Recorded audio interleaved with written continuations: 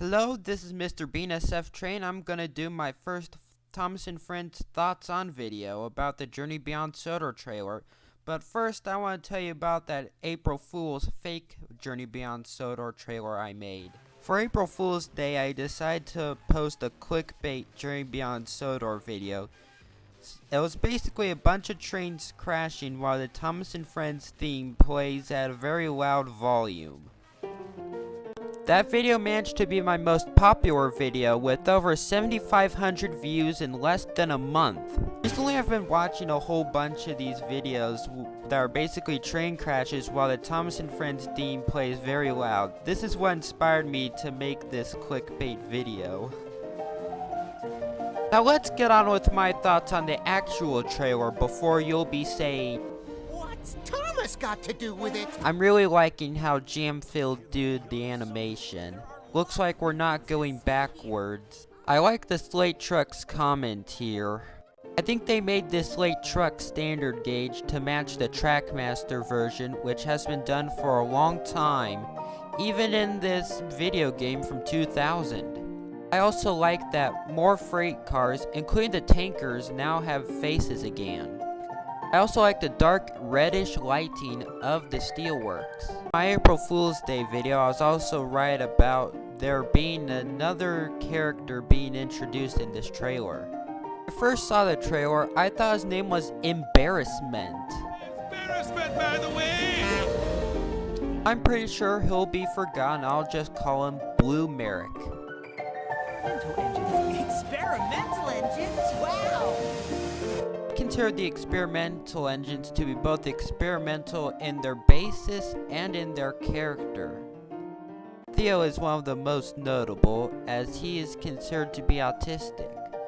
He is shy but friendly and has some very jittery gears. Throughout most of the footage seen, he is usually pushed by or pulled by another engine.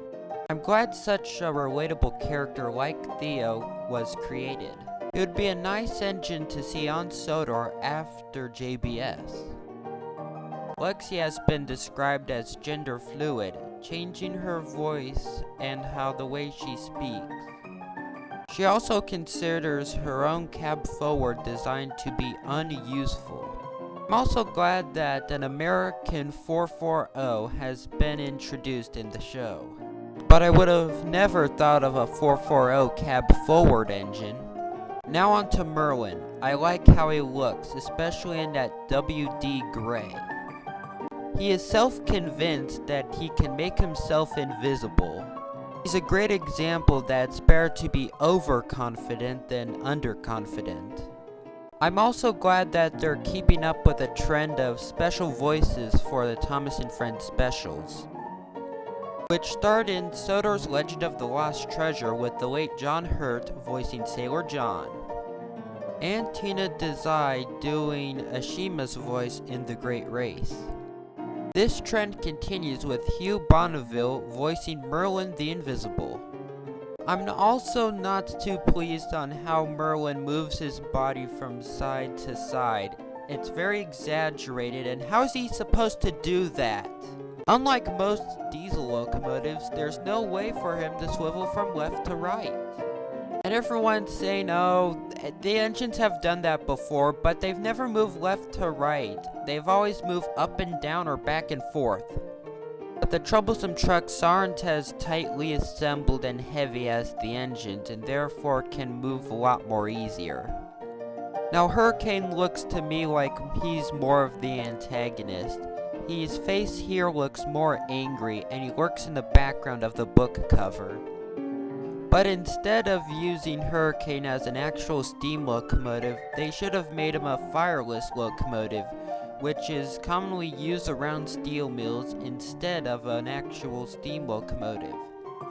Frankie looks like the least experimental locomotive in this batch of new characters. Although she seems friendly, she'll probably double-cross Thomas and James. And we already have enough diesel shunters in Thomas and Friends. We need more road diesels in the show.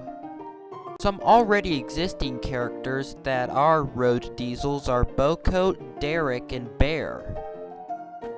Also, an article said something about a new special and new series, but I think that's just referring to the season 21 and the 2018 special. This risky drop just looks like good editing.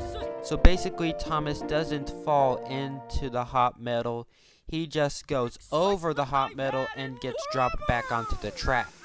So basically, I'm impressed with the Journey Beyond Sodor, and I think it's getting better than the Great Race. I hope you enjoyed this Thomas and Friends Thoughts On video. Let me know if you want me to do some more. So thank you guys for watching, and stay tuned for the next video.